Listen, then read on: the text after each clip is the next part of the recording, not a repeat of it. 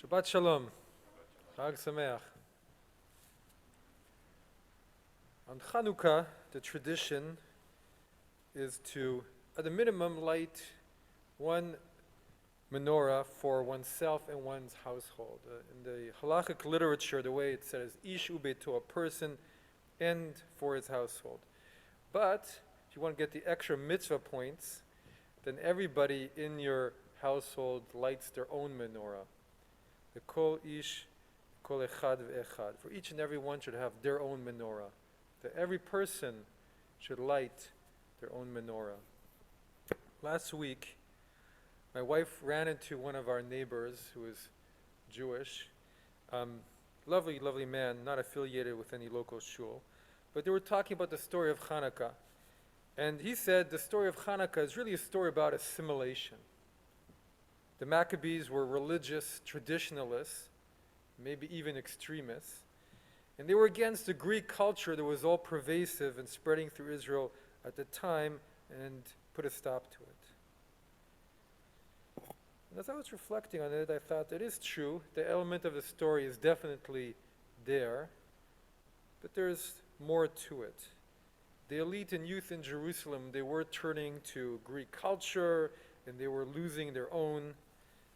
It was not only a story of assimilation versus Jewish culture. It wasn't just Greek culture versus preserving Jewish culture and religion by any means. It was really what kind of life was going to be at the center of the lives of the Jewish people at the time. The way it's understood by Rabbi Natan of Nemirov, who was a student of Rabbi Nachman of Breslov, one of the great Hasidic teachers. And he says that the story of Hanukkah is a story about a battle between the Chochmot Chitzoniot, external wisdom, which was the wisdom of the Greeks, versus inner wisdom, which was the wisdom of the Jews. And so he says, on one hand, there was a culture of the Greeks that had much to give the world, and that is still a big part of our culture, but it was a culture of materialism, of the gymnasium, of excess, of the gladiator, of the senses, of war, of sophistication, of pleasure and power, and to raise the illusion of how powerful human beings are. And on the other hand, there was a culture of the Jews, a culture of the spirit. And the Greeks, when you read historical books that recall how the Greeks perceived the Jews, they laughed at the Jews' temple that was completely empty. There were no idols, and there were no sculptures in it. And they laughed at their piousness and at how provincial the Jews were, and at their insistence that there was an invisible, all-powerful God, and that somehow that brought meaning to their life. And at the culture of restraint. What were the mitzvot? The mitzvot were a system of restraint that by living a controlled, restrained life, it opened up the life of the spirit. And the Greeks could not understand circumcision, could not understand kashrut, could not understand Shabbat. Jewish culture and religion and civilization just felt hopelessly old-fashioned and provincial compared to the new culture that was spreading everywhere at the time. So the battle of Hanukkah was not only about here was a culture that was Jewish and here was a culture that was foreign and Greek. It was about the one was a culture of the soul and the other was a culture of materialism. And both are part of this world, and Judaism has always embraced both sides. But when the soul felt like it was being trampled on and ignored, and the Jews were not even allowed to do the basis of their religion, that's when the Maccabees said, well, this is not how we want to live, and we're prepared to stand up for that. And so that one small family rose up against that enormous civilization.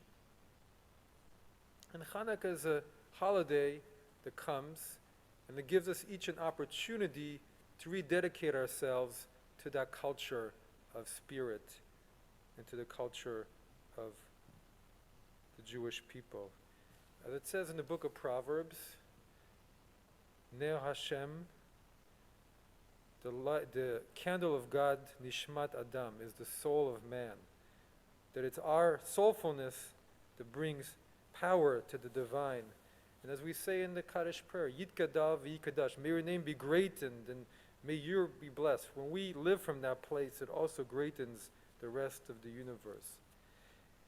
And Hanukkah is about, on some level, tearing down the illusion of the power of man and of materialism, and recognizing that there's an even greater power, which is what's inside human beings and of the divine.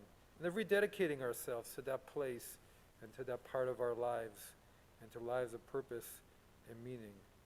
And to also re-strengthen ourselves, because just as in the times of the Greeks, the power of the other is all pervasive and around us at all times and difficult to resist. And maybe this is why we're commanded to each of us to get those extra mitzvah points, light a menorah ourselves. Because for every one of us, each one of us has to do that work ourselves. Each one of us has to rededicate that part of our lives, every word, every thought, every deed, every encounter, and every relationship, as best we can. I have a colleague who, rabbinical school, would always tell others that he was not a very spiritual person. He was in it for the peoplehood. He was a peoplehood kind of Jew and rabbi, and was not that interested in the religious part overall. But he once told me, almost secretly, that his favorite part of the whole morning service is Psalm 30, that is said every day, and that is especially associated with Hanukkah. We say, Mizmor Shir Chanukat Habayit LeDavid, a psalm for the dedication of the temple by David. And so our commentators note that it's a very strange beginning to a psalm, because David did not dedicate a temple. There was no temple at the time of David. It was his son Solomon who dedicated it.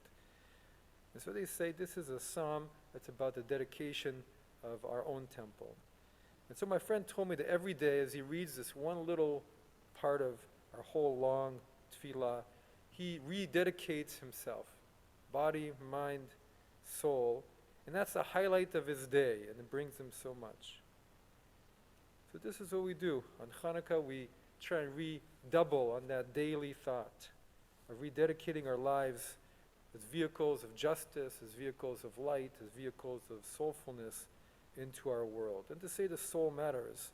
And that yes, our bodies are beautiful temples of our souls, but let's not also forget our souls. And Hanukkah is about many things. It's about lighting our lights. It's about the power of light in the darkness. And it's also about making space for that light within our own lives. So once again, we're facing uncertainty because of the pandemic. My family had to cancel our long-planned vacation to Israel last week. And it reminds us of the uncertainty of the world. And that old saying, man plans and God laughs, which is part of what this whole pandemic has made so very clear. And that sometimes the only light that we can find is the light of our souls and of just being and of surrendering to what the world is bringing our way. But that light can do anything. As we read in the story of Joseph today, and as we read last week, Joseph just lives his life and he is who he is. Wherever he goes, he just is who he is and does what Joseph does. Taking him to slavery last week, his wisdom, his smarts, raised him all the way to the top of the household of Potiphar. And it says, God matzliach, God caused him to be successful. But then he fell again, he ended up in prison at the end of last week's parsha. So what did he do? He just did what Joseph does. He's a smart, good guy, nice Jewish boy. And he's put into a position of interpreting the dreams of two prisoners, and he interprets them because that's what he does. He interprets dreams. And he was recognized by who he was. And soon Pharaoh in his court needs somebody to interpret Pharaoh's dreams. And those ministers remember him, and he does what he does. He interprets Pharaoh's dreams. And everybody suddenly recognizes his wonderful soulfulness and what a special and important person Joseph is. And they make him second in command. And then Egypt becomes successful. Egypt thrives. And so this is what we do perhaps this year on Hanukkah. We learn to just be, and we battle those parts of ourselves that are stuck in materialism and plan making, and we let the light of our soul dispel ignorance and do what we can to transform the world. And we remember that when we live in that place, that we can truly do anything. We can transform ourselves and our world.